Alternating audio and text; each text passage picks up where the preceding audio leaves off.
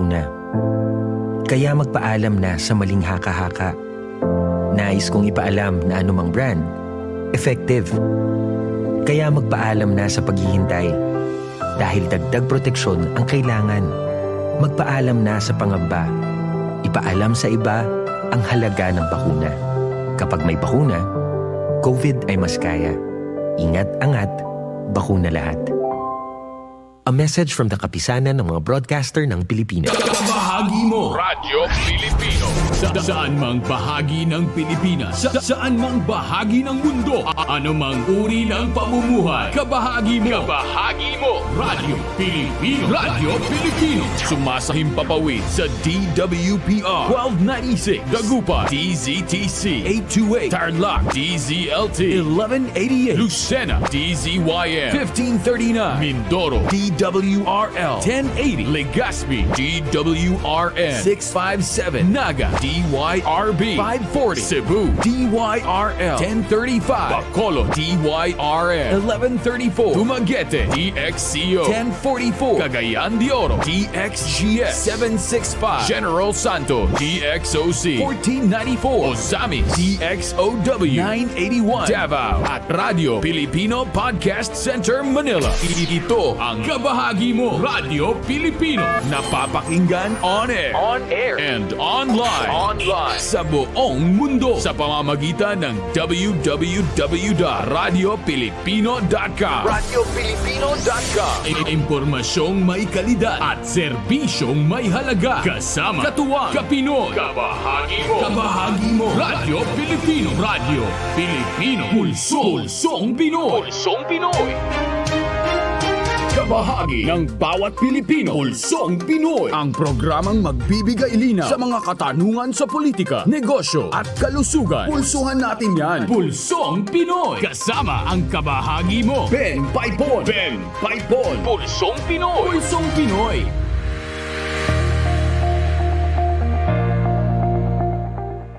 Pilipinas, magandang hapon. Philippines, good afternoon. Hi, Miss Universe. Magandang hapon po. Ben Paypon here, inviting you now to join us dito po sa ating programa panghapon, Pulsong Pinoy.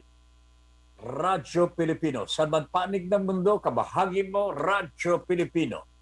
This is every day, Monday to Friday, alas 3 hanggang alas 4 ng hapon. And we are still at reports coming from the Visayas and Mindanao. May kaugnayan po dito sa bagyong si Odette na talaga namang nanalasa sa gawiroon ng ating bansa. Latest count sa Bohol, which is one of the hardest hit provinces in the Visayas po. 96 din ang latest report, and this could grow up.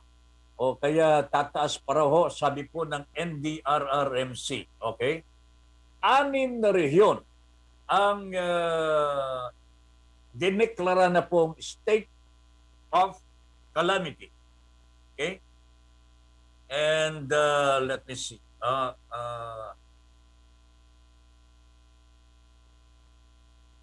Ayan o. Nangako din po ang ating Pangulong Duterte. Ito'y magandang pangako ito. Sana tutuparin, no? At makahanap talaga ng funds.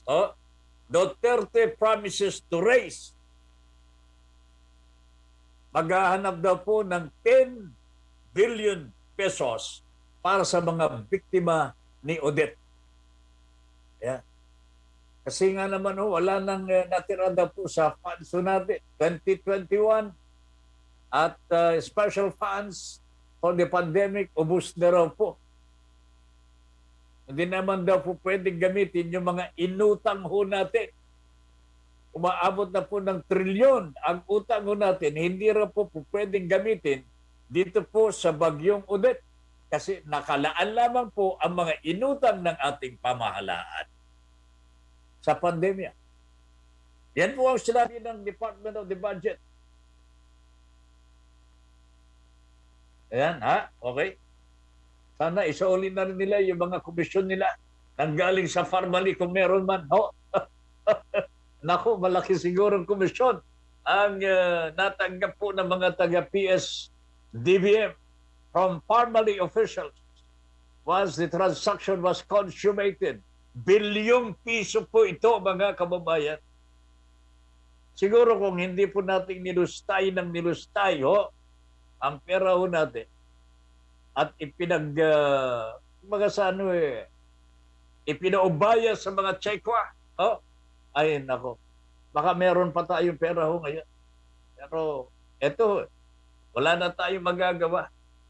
But the President promises to raise 10 billion pesos. Hindi ko alam kung saan po siya kukuha ng 10 billion. There is only one source of money that the President can draw para sa bagyong Odette. You know, alam po ba niyo kung sino? Yung kanyang boyfriend, may boyfriend ng ating Pangulo. Love na love daw po niya ito. Si Xi Jinping. Xi Jinping mga kababayan ko at mga kabahagi. Yan ang love ng ating Pangulo. Pasensya na ho kayo mga kabahagi, hindi kayo love talaga. Pero love po niya si Xi Jinping. Ayan. Okay, sana naman makakuha ng pera dito sa China at matulungan po natin ang ating mga kababayan na nasa lanta ng bagyong Odette. Alam po ninyo ang inaabot po ng mga ito. Think of this, wala po silang kuryente hanggang ngayon. Wala pong tubig. Kasi kung walang kuryente, wala pong tutulak sa tubig na dadali po sa mga gripo natin. Ang gagaling po sa power, sa enerhiya po. Walang kuryente. So, walang tubig. Can you imagine that? Walang pagkain Kung meron man, delata. Lulutuin pa po. Saan ko magluluto, mangere? Ito ang sinasapit ng ating mga kababayan dito po sa Visayas and Mindanao. Mamaya po, magkakaroon tayo ng panauhin. Guest sa programa po nating Pulsong Pinoy. Ito po ay galing po sa Rotary Club of Manila. Rotary Club of Manila. Si Ginoong Rafael Alunan ang makakausap po natin sapagkat meron silang ginagawang project po ngayon para sa mga nasalanta ng bagyong Odette. Si Ginoong Rafael Alunan po ay siyang chairman din ng Philippine Council for Foreign Relations. I hope meron po siyang balita po para sa ating mga biktima ng Odette dito po sa Kabisayaan. Food pack siguro. I hope yung mga pangkumpuni ng kanilang mga bahay wasak na wasak There are some municipalities and barangays na talagang wasak na wasak po mga kababayan. If you can only see the footages, talagang nakakaawa Kanya kung pwede lamang po, kung meron po kayong naiambag, may tutulong, wag ho nating ipagkaita, mga kabahagi, please lang. Lalong-lalo na kung meron kayong mga kamag-anak doon, share them your blessings here in Metro Manila. 4 araw, 4 na araw na lamang, 3 araw na lamang po, magpapasko na. Pasko na talaga Ito ang sinapit po ng ating mga kababayan doon. Let us give them cheers. In any way we can, mga kababayan. In any way we can. Sana po, kahit papaano mabigyan natin ng ngiti sa mga labi ang ating mga biktima ng Odette. Antabayanan po ninyo, makakausap po natin si Rafael Alunan. Hindi ko pa alam kung ano mga areas ang target ng kanilang mga donations. Pero ito po ay para sa mga biktima ng bagyong si Odette. Okay? And then we will also have reports from Dumaguete, ganun din po from Surigao. Makakatanggap po tayo ng first report mula sa DXSP Surigao, mula kay Jade Alhero. Okay? In the meantime, Faye R. Osmil, hello po everyone, lalo na sa iyo Sir Ben. Magandang hapon po sa inyo. Magandang hapon po. watching here in Hawali, Habriya, Kuwait. Wow, talagang napakalayo ho. Oh. Advance Merry Christmas po and a Happy New Year. Sabi po niya. Sabi ni Fe R. Osmil. Happy New Year din and Merry Christmas, ha, Fe? Ma'am Mercy Ong is also watching. Magandang hapon. Oh. Pa-shout out po sa aking hubby sa Bani, Pangasinan. Oh, sabi ni Fe, si Ping Rosal de Guzman. Oh, ingat po kayo palagi dyan. Ayan. Ping, oh, ingat daw po, sabi ni Fe. Alright? Hero Robrigado is watching. Padre, magandang hapon sa iyo. Ha? Good afternoon. Okay? And dito, sandali ha? Sandali lang. Dito, sinugod sa hospital, commander, bagsak, hemoglobin, di pwedeng gawin third chemo, no blood transfusion. Ha? Need blood transfusion. Meron na bang blood, meron ng dugo, Padre? Oh, itong wife ni Hero po, mga kabahagi, has been brought to the hospital for chemo. Pero wala nang anong nangyari ho dito. Sandali lang, hindi ko pa nababasa masyado. Padre, dasal ho namin. Dalangin na lamang po ito mag-agawaw natin sa mga panahon na ito, no? Dasal ho namin for the early recovery of your wife, oh. Dinala daw po sa hospital ang kanyang may bahay po. Third, meron pong breast ba ito? Problema sa breast, yung wife po ni parang Hero Robrigado. Oh, ipagdasalo natin sana ho, mga kabahagi, ipagdasalo natin ang partner po ni Hero Robrigado who is now in the hospital and need immediately blood transfusion. Andre, meron ka na bang nakuha? Otherwise, we can call up the Philippine National Red Cross para makatulong po sila. Ha? Let me know, my friend. Ha? Thank you po, sir. Sir Ben, sabi ni Fe R. Osmil from Kuwait. Okay? Alright, mga kabahagi. No, ano ito?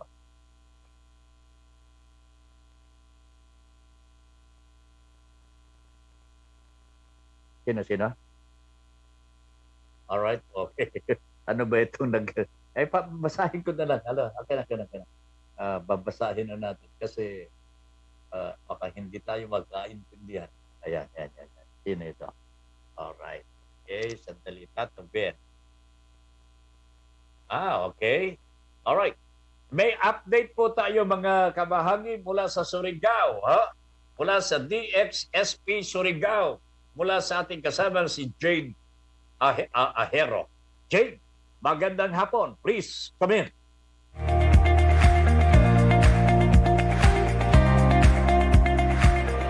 Balita sa Radyo Pilipino. Magandang araw mga kaibigan. Sa ngayon po, Sir Jason, meron tayong pagbabago doon sa mga casualties na nangyari sa Surigao City. Sa unang report na napadala ko dyan last night, 3 ang patay.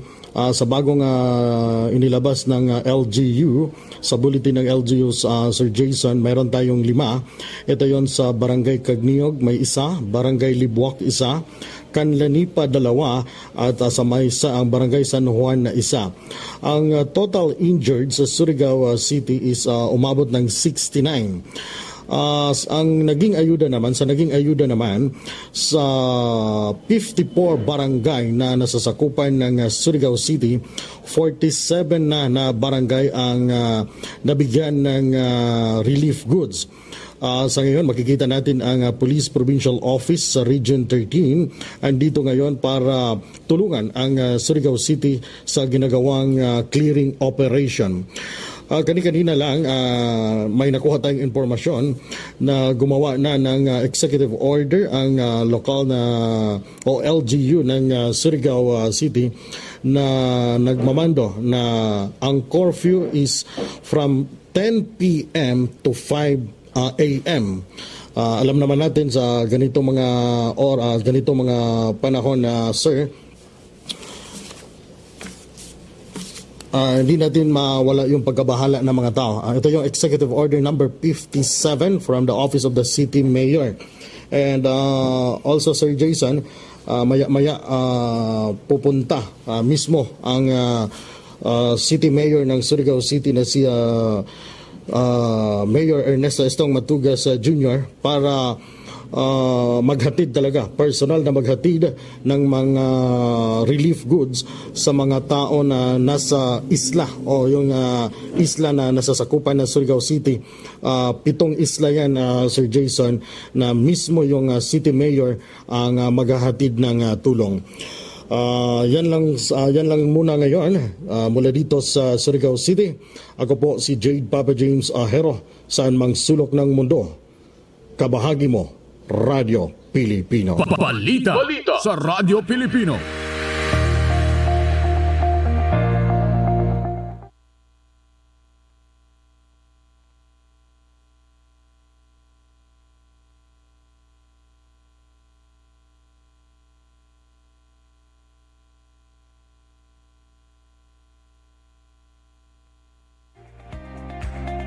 Natin. Alright, thank you very much po sa ating kasamang si Jade Ahero ng DXSP Surigao. Maraming salamat po. Matindi po ang problema ho na dinaranas po ng mga taga Surigao. May mga namamatay pa. Meron pa mga inire-report na mga bahagi po ng casualties of the typhoon, si Odette. Okay? Now, mamaya po ng konti, makakausap na po natin si Mr. Rafael Alunan sapagkat meron po silang gagawing mga projects po ngayon to assist and to give assistance sa mga biktima ng Odette. No? Dito po sa Kabisayaan, malalaman po natin kung ano ang kanilang target. Maraming mga areas in the Visayas and Mindanao na talagang apektado ng bagyong si Odette. Meron na naman po isang bagyo na paparating. Sana wag muna. Yan po, kasama po ni Mr. Alunan po ang Rotary Club of Manila sa gagawin po nila mga proyekto, pagpapadala ng mga pagkain siguro, mga donations for our people there in the Visayas and Mindanao. At tabayanan po ninyo yan. In the meantime po, mga kabahagi, magbabalik po ang Pulsong Pinoy pagkatapos po ng ilang pag-alala.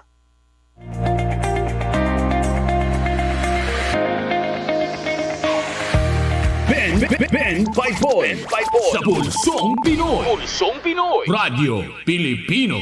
Bahagi ba ng pangkabuhayan mo ang agrikultura? Nais mo bang makakuha ng impormasyon, tulong at gabay ang iyong mga katanungan tungkol sa agrikultura? Sasagutin natin yan sa Asenso Agri-Negosyo. Mga impormasyong makabuluhan at makatutulong sa negosyong pang-agrikultura. Asenso Agri-Negosyo. Agri ka ba? Samahan na ang inyong kabahagi at hero sa agrikultura. Hero Robregado. Lunes hanggang Biyernes, alas 5 hanggang alas 6 ng umaga. Asenso Agri-Negosyo. Dito lang sa kabahagi mo, Radyo Pilipino. May iba na ba siya? Kasal ba kayo? Hanggat nasa tama ka, kakampi mo ang batas. Lunes hanggang Biyernes, alauna hanggang alas 2 ng hapon. Kasama si Attorney Melanio Batas Mauricio. Attorney Batas, kakampi mo ang batas. Dito lang sa kabahagi mo, Radyo Pilipino.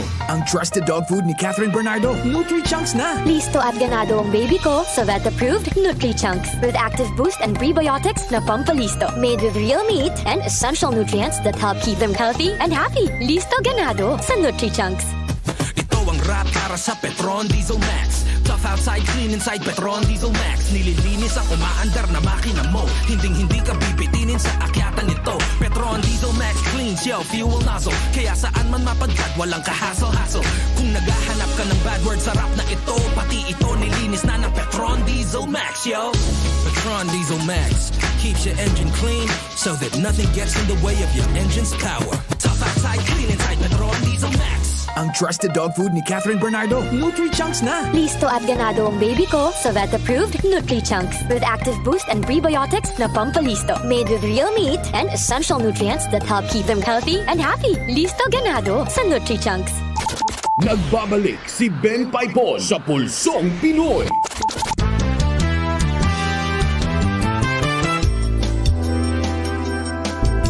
Alright, balik tayo mga kabahagi sa ating Pulsong Pinoy dito po sa Radyo Pilipino sa panig ng mundo. Kabahagi mo, Radyo Pilipino. Ben Paypon po ang nakakasama po ninyo sa mga oras na ito. Ha? Meron pa tayong tatanggaping report mula sa Dumaguete maya-maya ng konti. And of course, our guest for this afternoon, si Ginoong Rafael Alunan. At tabayanan po natin yan. In the meantime, Jomar Maymar is watching now. Si Mel Rodelio Militante, un lindo lunes por la tarde. Señor Ben, y también a todos los seguidores de su programa. Kala mo, marunong ako talaga mag-Espanyol. Alright, thank you very much, Mel Rodelio Militante. Ma'am Josephine Roquero, good afternoon, Sir Ben and Madam Lynn. Blessed Wednesday and Pulsong Pinoy. God bless and God first. Ayan. Thank you very much po sa lahat ng mga watchers po natin. Ayan. Wednesday na po pala. Nahihilo na ako, sabi ni Mel Rodelio Militante. Nagkasakit din po kasi ito at nagpapahinga po sa mga panahon na ito. Okay, Mel, magpagaling ka, okay? Ready na ba ang guest po natin? Mga kababayan at mga kabahagi, nasa linya na po natin ang ating guest for this afternoon from the Rotary Club of Manila and the Chairman of the Philippine Council for Foreign Relations, Mr. Rafael Alunan. This is a report muna. All right. Mamaya pa pala ho yun. Yung guest natin, report muna ang tatanggipin mo natin mula sa DYRM Dumaguete, si Arnel Bantog. Arnel, magandang hapon. Ibahagi mo. Balita sa Radyo Pilipino. Magandang araw mga kabahagi. Narito po ang ating mga balita o balita galing po dito sa lalawigan ng Negros Oriental. Ang sitwasyon po dang dala po sa bagyong Odette noong nakaraang linggo. Base po sa initial na report sa PDRRMO, 66 ang patay, 22 ang missing, 92 ang injuries. Nasabi sa PDRRM officer Adrian Sidilio na may initial report na 1,632 na pamilya sa syudad ng Gihulgan City ang biktima. 34 sa Bayawan City at 111 sa Dakbayan o sa syudad ng Bay City ang mga biktima dahil po sa bagyong Odette, mga pamilya. At sinabing initial report na 5,000 na mga bahay ang totally damaged sa mga lugar ng Bayawan City, bayan ng Mabinay, Bindoy at ng syudad ng Canlaon. Sa ngayon, ang lalawigan ng Negros Oriental ang patuloy na nagbigay ayuda sa mga biktima sa bagyong Odette, mga pamilya na nawalan ng mga bahay at nawalan yung mga pamilya din na ang kanilang mga mahal sa buhay ay nawala rin dahil po sa bagyong Odette. Sa syudad ng Dumaguete, sa awa ng Panginoon, ang syudad ng Dumaguete ay hindi masyadong natamaan sa biktima. Ang nangyari lang ay mga pagtumba lang sa mga puno ng kahoy doon sa mga bahay, sa mga daan. Kaya daling rescue, gumawa ng operasyon sa ang syudad ng Dumaguete at mga kapitbahay na mga bayan para lang mapadali ang pagbalik sa normal sa serbisyo sa kuryente. 3 araw na nawala ng signal ng komunikasyon ang lalawigan sa Negros Oriental pati na ang syudad sa Dumaguete at ang mga ilaw o kuryente sa serbisyo sa kuryente ang natagalan din sa pagbalik. Sa ngayon, ang lalawigan sa Negros Oriental o ang syudad sa Dumaguete, may mga bayan dito na meron ng mga kuryente pero hindi pa lahat. Sa ngayon, ang lalawigan sa Negros Oriental o ang syudad sa Dumaguete, may mga bayan dito na meron ng mga kuryente pero hindi pa lahat. Sa ngayon, ang lalawigan sa Negros Oriental o ang syudad sa Dumaguete, may mga bayan dito na meron ng mga kuryente pero hindi pa lahat. mga ilang porsyento pa lamang ang meron ng serbisyo sa kuryente dito sa siyudad sa Dumaguete at mga katabing mga bayan. Ang sa yung unang distrito sa lalawigan ng Negros Oriental ang may malaking tama talaga o danyos dahil po sa bagyong Odette. Sa ngayon, patuloy na nabayanihan ang mga tao dito sa lalawigan sa Negros Oriental. Iba ay nagbigay ng mga tulong doon sa talagang natamaan, grabing natamaan ng bagyong Odette. Yung mga may nawalan ng mga bahay, tinawag na mga buhay dahil po sa nasabing bagyo. Sa ngayon, dito sa siyudad sa Dumaguete, sabi ng mayor sa siyudad, Mayor Philippine Antonio Remulio, nagpasalamat siya na hindi talaga grabe na tumama dito sa siyudad sa Dumaguete ang bagyong Odette. Doon lang po sa ibang mga bayan sa lalawigan. Kaya sabi sa mayor sa siyudad ng Dumaguete, sila ay tutulong doon sa mga bayan o mga lugar na sobrang natamaan ng bagyong Odette. Sabi sa mayor sa siyudad ng Dumaguete, sila ay magpadala ng mga tulong doon sa mga lugar sa siyudad ng Bais, Manhoyod, Bindoy, sa Tayasan at doon sa lahat ng mga bayan na malaki talaga ang naging danyos dahil po sa nasambing bagyo. Ang DYRM Radyo Pilipino ay tumulong din sa pagbayanihan kasama po ang inyong lingkod sa pagputol po ng mga malaking mga kahoy para lang madaanan ng mga sasakyan at sa mga bahay na natumbahan din dahil po sa malakas na bagyo. At yan po muna ang ating mga balita o ating balita dito galing po sa siyudad ng Dumaguete sa lalawigan ng Negros Oriental. At magbigay pa tayo mamaya ng mga update. Ngayong araw nito ay punta po tayo doon sa mga lugar na grabe at sobrang nasalanta na dahil po sa bagyong Odette. At yan ang ating balita galing po dito sa DYRM Radyo Pilipino Dumaguete. Ako po si Arnel Bantog, sa mapanig ng mundo, kabahagi mo, Radyo Pilipino. Balita sa Radyo Pilipino.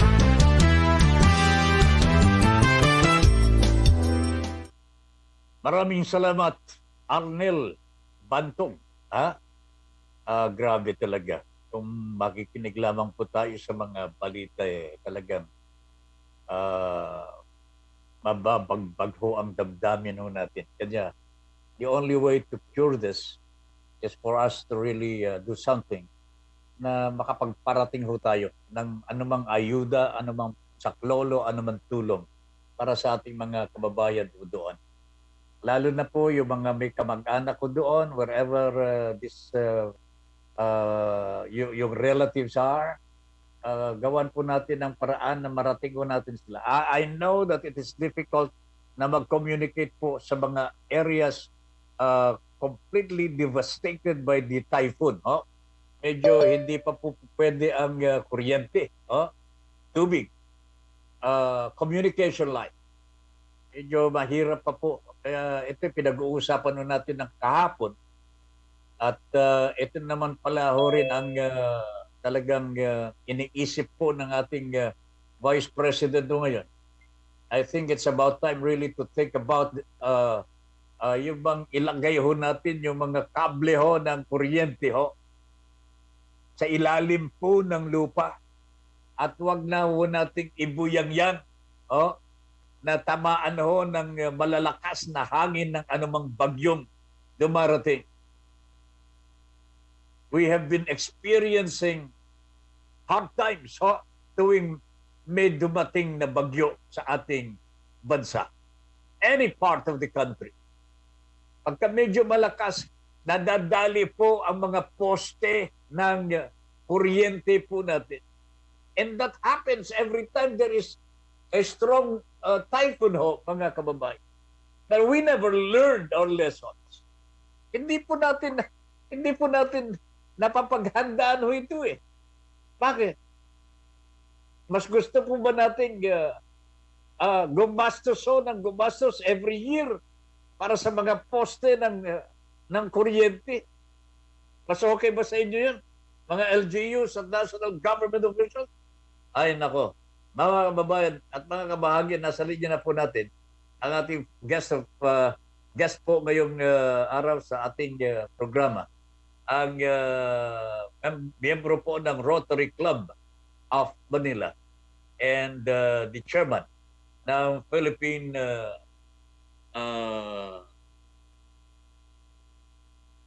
Council for Foreign Relations, si Ginoong Rafi Alunan. Nasa linya na po natin.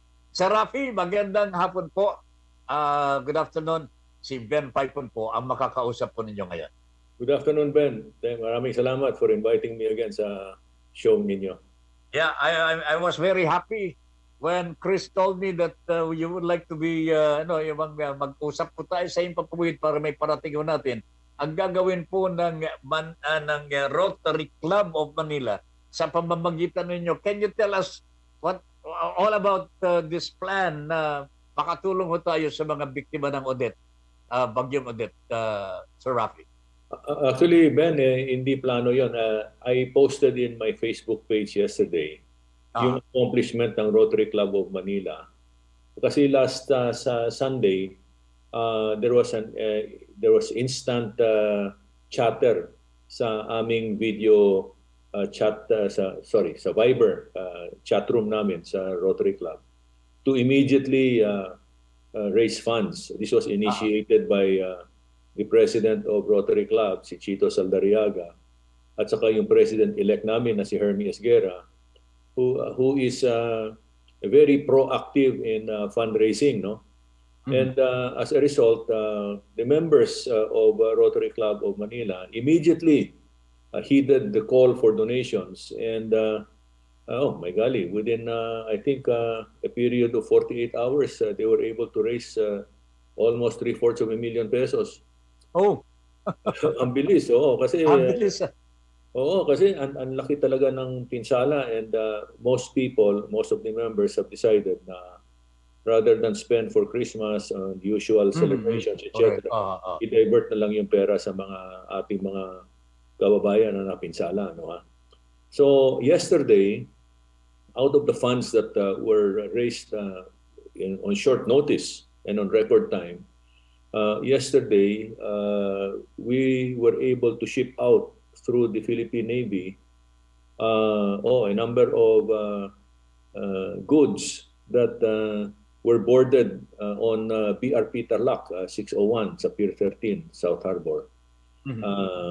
These were slippers, blankets, native mats, mga banig. Ako, yan ang kailangan ho nila doon. Oo, at saka yung solar portable generators.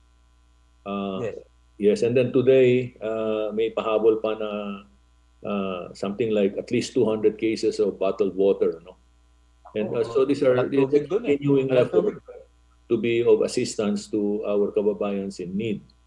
And nakasalang din sa Armed Forces ang aming request for Philippine Air Force transportation to the Visayas, possibly Negros, to ferry our medical team to assist or augment medical teams in the area already. We have defrayed also some monies for the medical team, for their medicines, for their food, the lodging, etc. And the earliest that we will fly out, if the transports are available, is next week. Otherwise, kung talagang gipit sa transport resources ng Air Force, we may move it to the first week of January.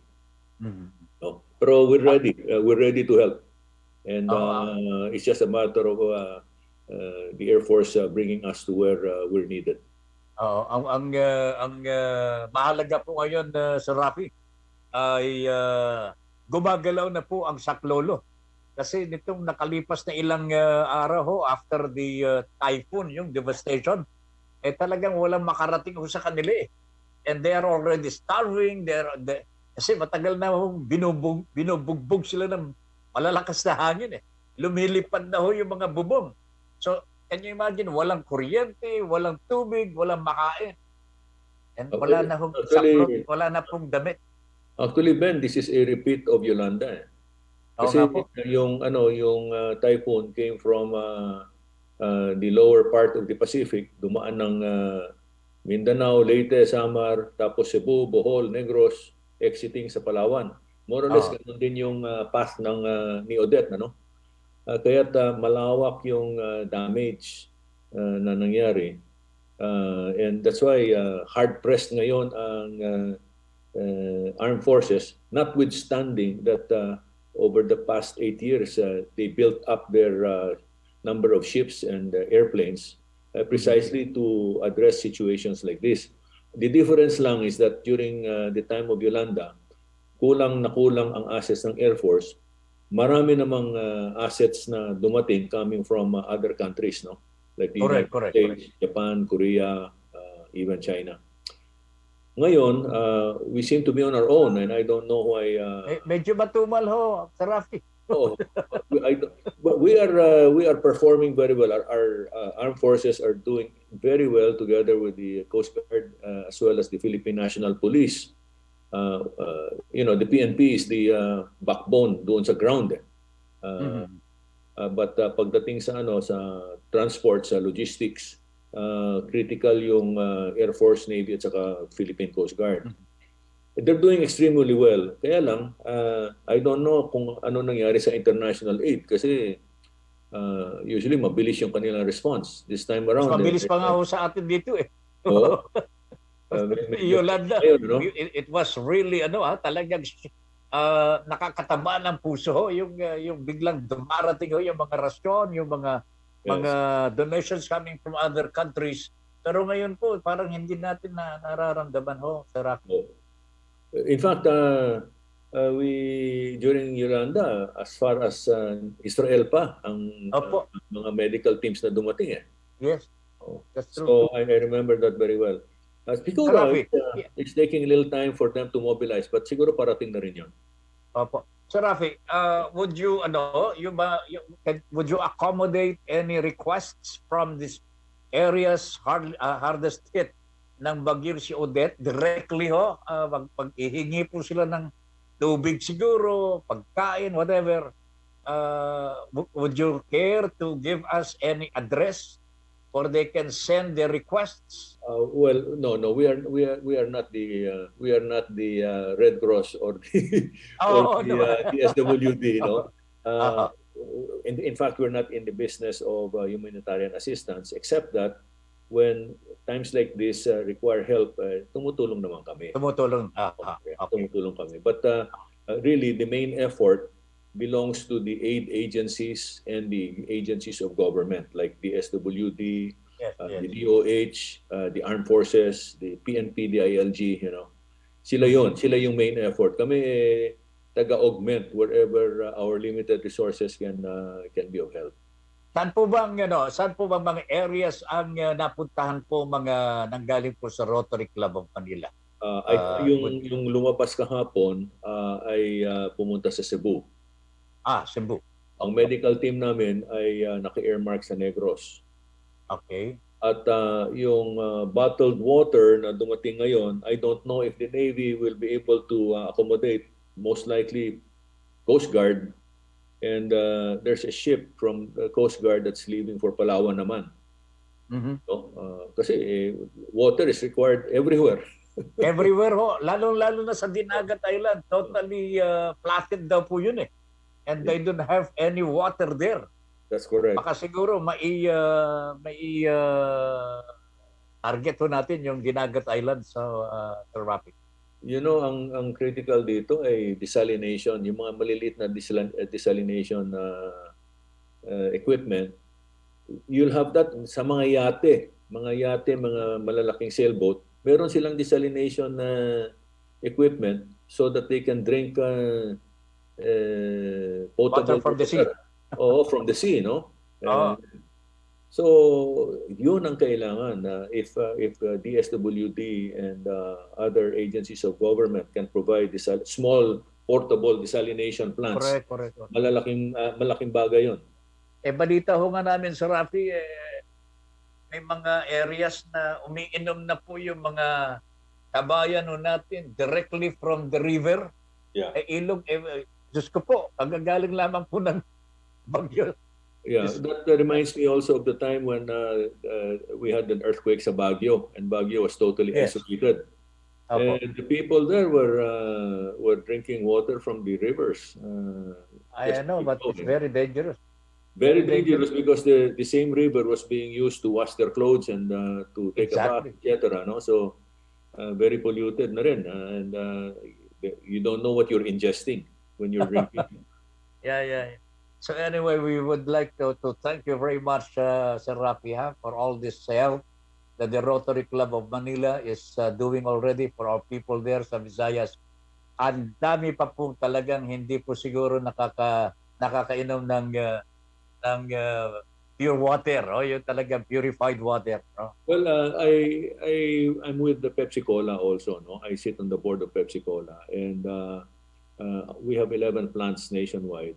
I'm pretty sure that the plants in the affected areas are also providing bottled water, to the affected residents. But we were also affected. Some of our plants were damaged by but we're slowly we're gradually getting back on track sa production. And I know that in cases in situations like this, nagpo-provide talaga ang Pepsi Cola ng tubig, water supply. Sir Rafi, I would like to get your help here.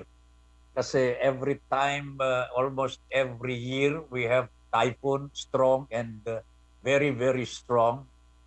And we never had any response. Natutumba ho ang mga poste ho natin 73 years ago, today, naranasan ko na po ang binabagyo ho dito sa atin. And tuwing magkakaroon ho ng bagyo, natutumba ho mga poste ng natin, ng kuryente ho natin. So we do not have power, we do not have water. Tama. But this is going every year. Sabi ko nga, Sir Rafi, tulungan po ninyo kami dito na sabihin po sa mga government officials natin, lalo na election na po.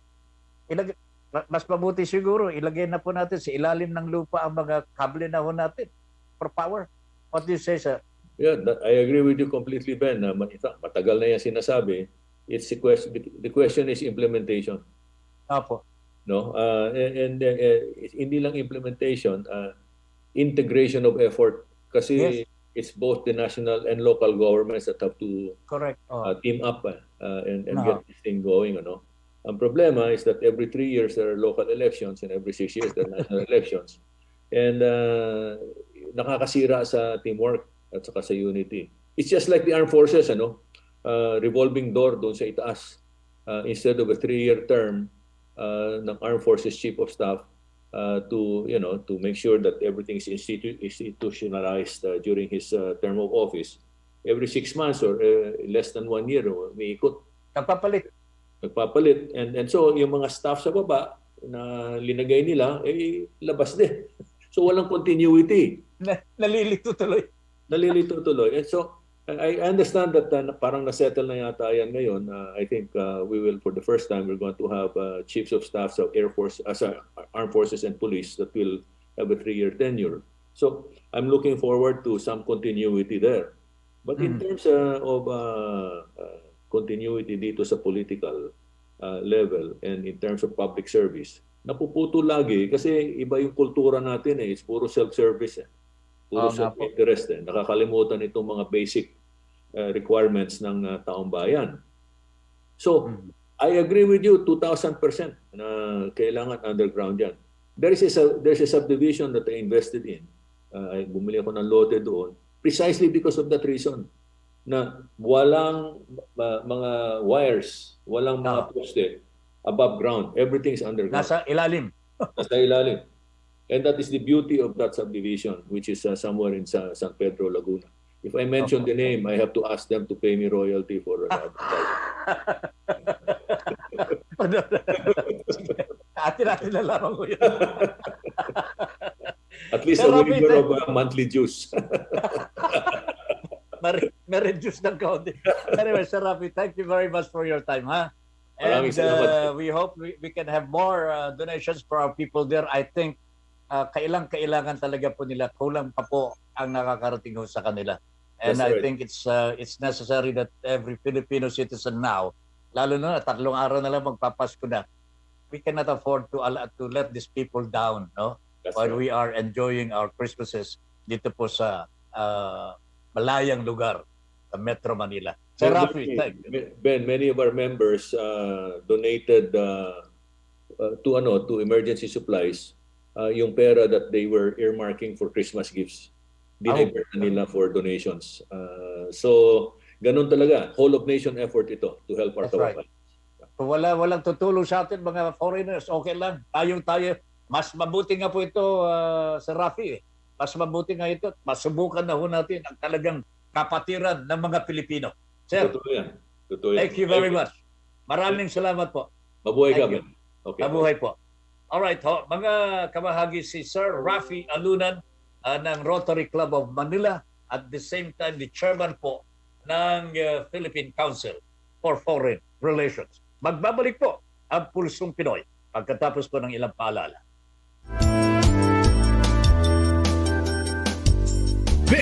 Ben Paypon sa Pulsong Pinoy. Pulsong Pinoy. Radyo Pilipino. Alamin ang mga importanteng kaganapan sa iba't ibang panig ng mundo. Mga balitang mahalaga. Mga balitang may kabuluhan. Sa Balitang Pandaigdigan. Balitang Pandaigdigan. World News. Mga pangyayaring may pakialam. Ang bawat Pilipino ibabahagi ni Buddy Bernardino. Live from Radyo Pilipino UK. Tuwing Lunes, Miyerkules at Biyernes, alas 4 hanggang alas 4:30 ng hapon. Balitang Pandaigdigan. World News. Dahil saan mang panig ng mundo, kabahagi mo ang Radyo Pilipino. Papalapit na ang eleksyon at sasalalay sa atin ang desisyon. Tayo ba ay maiisahan o tayo ba ay magkakaisa sa pagpili para sa bayan? Isahan! Sino ang makakaisa? Sino ang makikiisa? Isahan!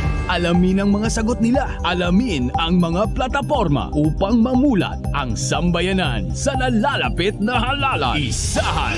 Eleksyon talakayan. One-on-one interviews with electoral candidates. Isahan! Lunes hanggang Sabado, alas 11 hanggang alas 12 ng tanghali. Isahan! Kasama ang batikang mamamahayag at kolumnista sa radyo, telebisyon at dyaryo. J. Maderazo.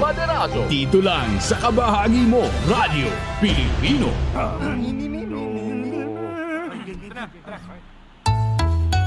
Ang suwit-sit ay bang-mang-mang, ang suwipol ay bang-hung-hang, ang babae sa lansangan, huwag hiritan kundi igalang.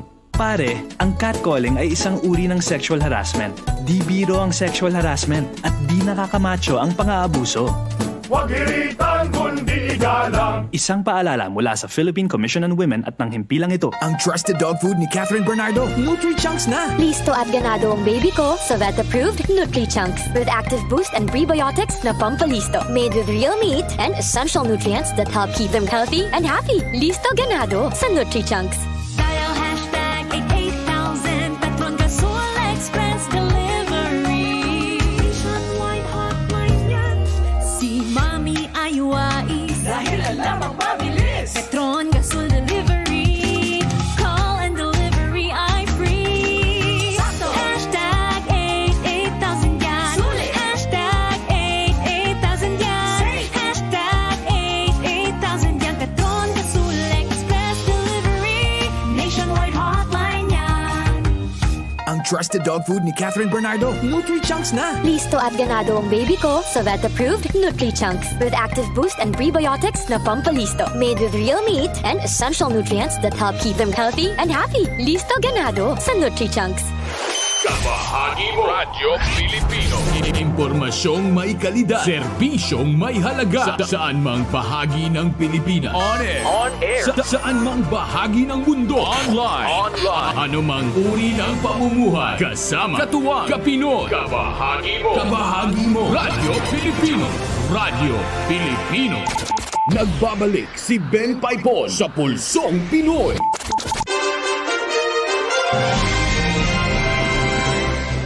Alright, balik tayo mga kabahagi sa ating Pulsong Pinoy.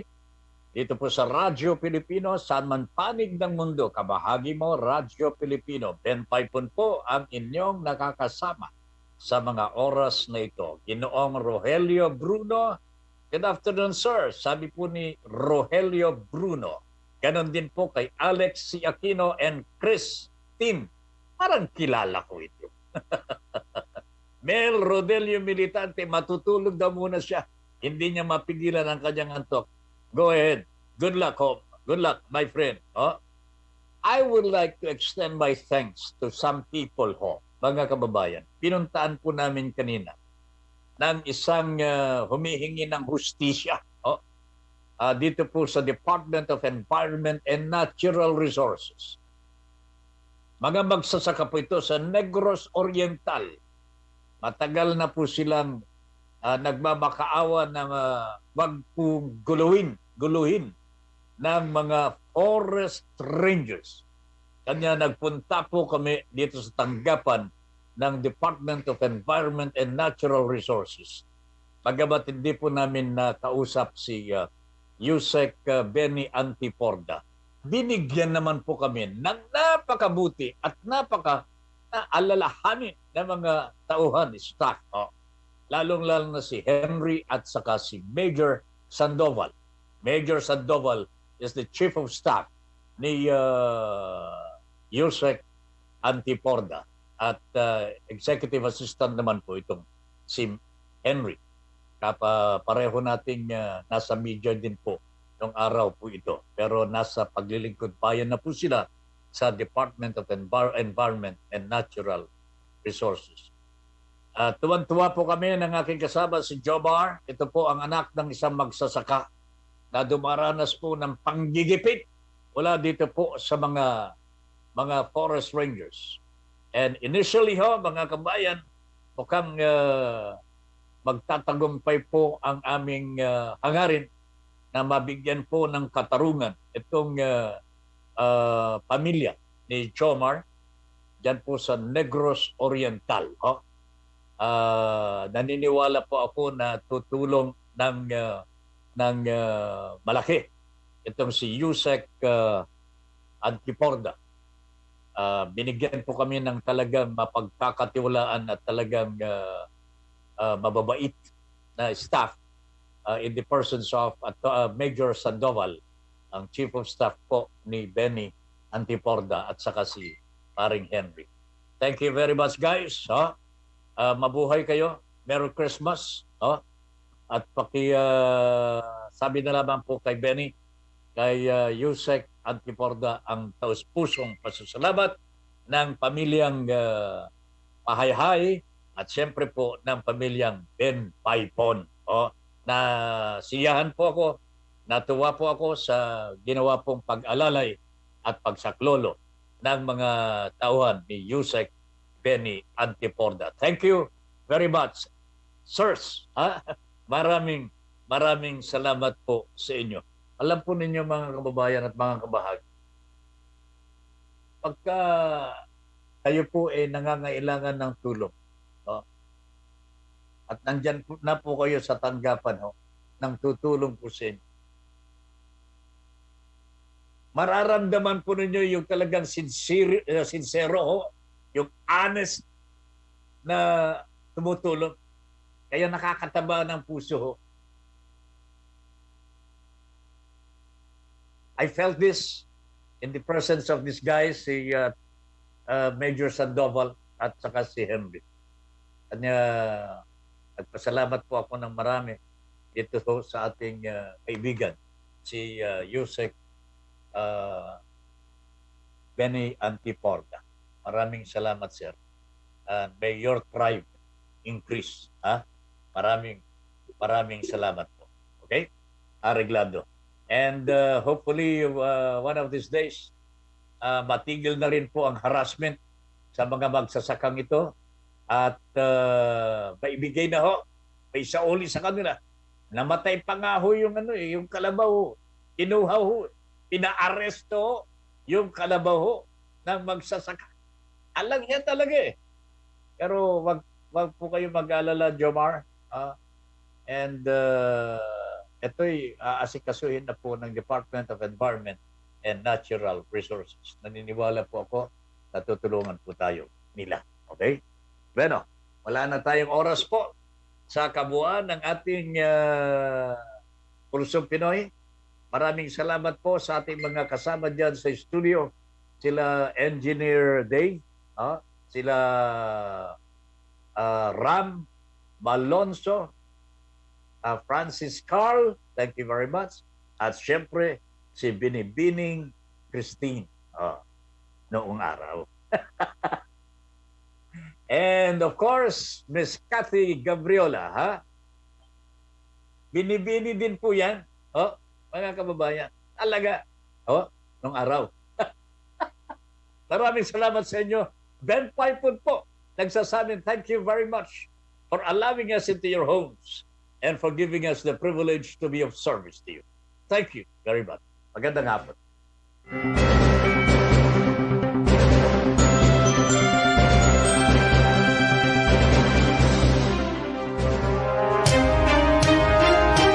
Inyong natunghayan ang Pulsong Pinoy. Kasama si Ben Paypon. Hanggang sa muli mula sa Kabahagi mo Radio.